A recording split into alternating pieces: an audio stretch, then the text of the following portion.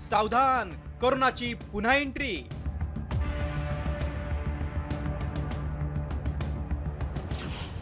भारतात कोरोनाचे 93 रुग्ण. मुंबईतही कोरोनामुळे 2 रुग्णांचा मृत्यू.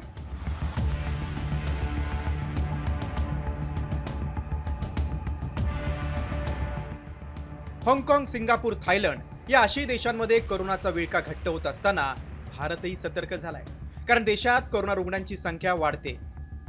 गेल्या आठवड्यात भारतात 58 नवीन रुग्णांची नोंद झाली होती. ही संख्या आता 93 वर गेली आहे. यापैकी 85% रुग्ण म्हणजेच 46 रुग्ण तमिळनाडू, केरळ आणि पुदुच्चेरी मधील आहेत. आता कोरोनाच्या चाचण्यांची संख्या कमी झाली. त्या पार्श्वभूमीवर ही संख्या चिंतेची बाब आहे.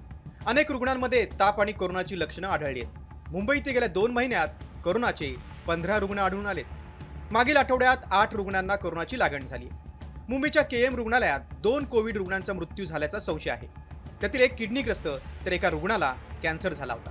पण हे मृत्यू कोविड-19 ने झाले नसल्याचा स्पष्ट दावा रुग्णालय प्रशासनानं केलाय. दरम्यान कोरोनाचा नवीन व्हेरियंट असून नागरिकांनी घाबरून जाण्याची गरज नाही, असं तज्ज्ञांनी सांगितलंय. आपण टेस्ट केले तर ते पॉझिटिव्ह येतील, पण प्रत्येक टेस्ट केलेला रुग्ण हा गंभीर नसतो. प्रत्येक पॉझिटिव्ह आलेला कोविड पेशंटला ICU किंवा हॉस्पिटल ॲडमिशन लागत नाही. आणि आत्ताचा जो व्हॅरियंट आहे तो माइल्ड आहे, जो इतर आपल्या ओमायक्रॉनची नेक्स्ट सिरीज असण्याची शक्यता आहे. आणि त्याची ट्रीटमेंट ही सिम्प्टोमॅटिक आहे.